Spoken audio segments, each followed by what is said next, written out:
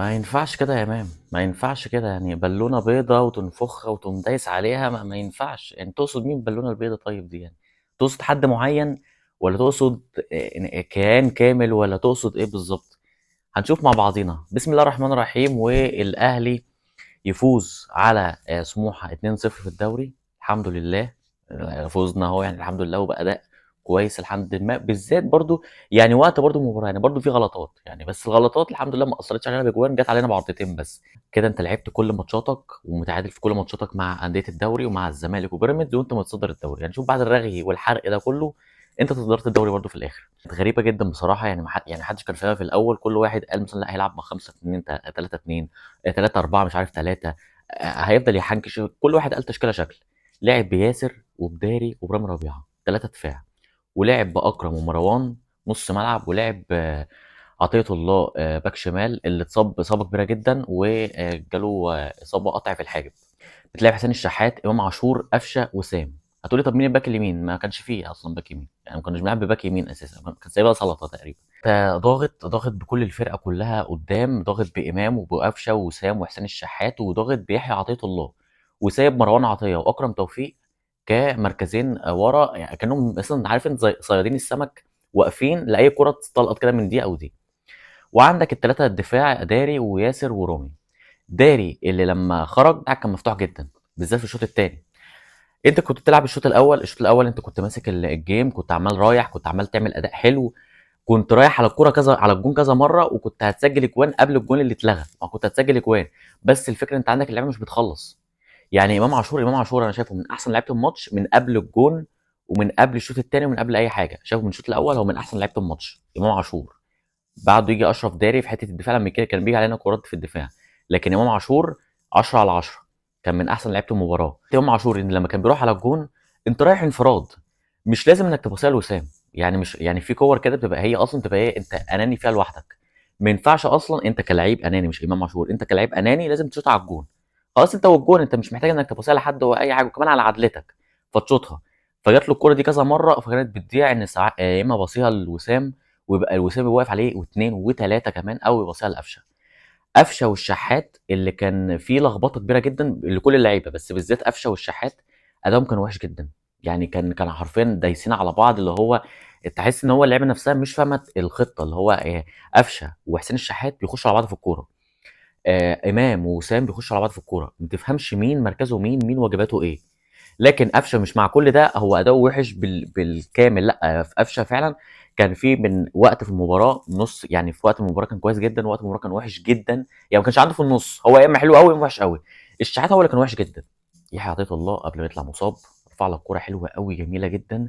كان الاهلي كان بيلعب على الخطه دي دايما، ان هو بيلعب على يحيى عطيه الله او على الباك الشمال اللي بيقوم قاطع ويقوم رافع عرضيه. وسام جابها جون واتحسبت كفاول عشان وسام خبط محمد ربيع المدافع كويس جدا اللي انضم للمنتخب قبل كده. الاهلي يا حطيت الله خلاص طلع كاصابه، ونزل كريم الدبيس اللي راح بكوره حلوه جدا رفعها وقفشه يجيب الجون الاول. طبعا الجون الاول ده بعد كميه كور ومرار ضيعتها قدام سموحه. كميه كور ضيعتها بشكل مش طبيعي قدام سموحه، انك تخلص الشوط الاول كسبان 3 وكسبان 2 مستريح. كميه كور انت ضيعتها، انت محاصر سموحه، مقفل على سموحه ما بتروحش بكور اصلا، انت ما شفتش الشناوي الشوط الاول. هاجم، بس انت عندك النواقص بتاعتك انك محتاج تطلع اكرم وتنزل لعيب، هو اللعيب بيحرك الكوره، او لعيب بطوليه زي مين، عمرو السوليه مثلا. نزل عمرو السوليه يلعب لك طول. طب انت بتلعب الطوليه ناحيه عطيه الله او الدبيس لما نزل، او بتلعب ناحيه امام عاشور او وسام بالطوليه، يبقى تنزل السوليه. ما تبقاش مستني كوره من رامي ربيعه او من اشرف داري، علشان اكرم توفيق فعلا كان مقفل اللعبه. يعني اكرم توفيق لا، يعني تحس ان دماغه مش في الكوره، لا في حاجه غلط مش في الكوره يعني. هو الشوط الثاني كان في لحد ما كان في اداء شويه كويس، بس الكورتين اصلا اللي جم علينا كانوا من ناحيته، كانوا من سببه ان هو ساب اللعيب من وراه. يبدا طلعت اشرف داري وقمت منزل كوكا وعدلت التشكيله تاني. اكرم توفيق ناحيه اليمين، الدبيس ناحيه الشمال، ياسر ورامي، ولعبت بمروان عطيه، امام عاشور، ومين تاني، ولعبت بكوكا. ماشي، وبعد كده لعبت بقى بوسام وقفشه والشحات عادي جدا. بتلعب خطه اكنها دفاعيه برضو، مع انك انت بتلعب لعب مش دفاعي بس خطه دفاعيه. يعني كوكا ايه لازمه ان هو نزل؟ انا مش فاهم ليه كوكا نزل. كوكا مش اداء ان هو وحش، بس ليه نزل؟ ما تنزل لعيب مركز 8 زي ما نزلت السوليه في اخر الشوط. ليه ما نزلتوش؟ كان هو عمل لك اداء وعمل لك الطوليات اللي انت بتلعب عليها اساسا. الشوط الثاني الاداء اختلف لما طلعت داري. الدفاع عندنا كان مفتوح قوي. يعني ايه مفتوح؟ يعني الكور زادت علينا من سموحه، محمود صبري يشوط كوره تيجي في العارضه من حسام حسن، كوره تانية تيجي في العارضه من محمد سالم لما نزل. فانت خلاص الدفاع بتاعك بقى مفتوح. ياسر ابراهيم مصاب في دماغه، فاللعيبه كلها خلاص كل الكور العرضيه اللي بتتعمل تمام تبقى خطر علينا، سواء كورنر او كره عرضيه او اي حاجه. الدفاع عندنا بقى مفتوح في خلال غياب اشرف داري. اشرف داري اللي هو من احسن لعيبه الاهلي الفتره دي في الدفاع بالذات. اشرف داري تيجي الجون، لا يا جماعه لازم بقى نقف عند الجون شويه كده. امام عاشور تيجي له انفراد، امام عاشور بقى براحته هو والجون، رقص الجون وشاطها وعمل لك احتفال. اقول احتفال ايه بس؟ احتفال كده، عارف انت شطشطه، جاب لك البالونه وبيضه ونفخ وقام داس عليها. بس هتقول لي ما عيب الكلام ده؟ انا ما ده احتفال نكونكو بيعمله واحتفال بيليهي بيعمله وكل لعيبه بتعمله، خلاص يا جماعه ما امام عاشور بيعمله. هنفضل بقى ماسكين بقى ان امام عاشور عمل كذا كذا؟ ما تجيبش الكلام عليك، اللي على راسه واضحه بقى. ماشي.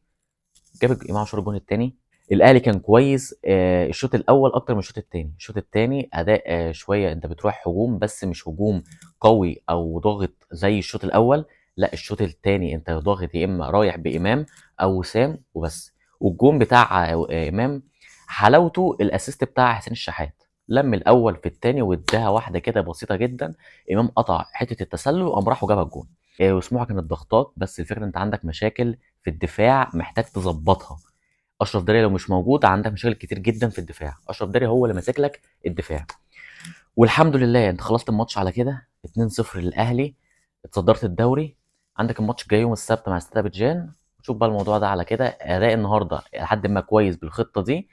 محتاجين نشوف بقى الايام الجايه هتعمل نفس الخطه دي ولا هتغيرها ولا هتعمل ايه. بس نفسي اشوف الخطه دي بالذات اشوف فيها عمرو السوليه، لانه هيفيدها جدا في حته الطوليه.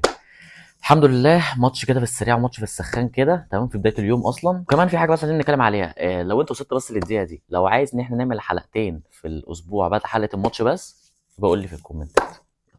سلام عليكم.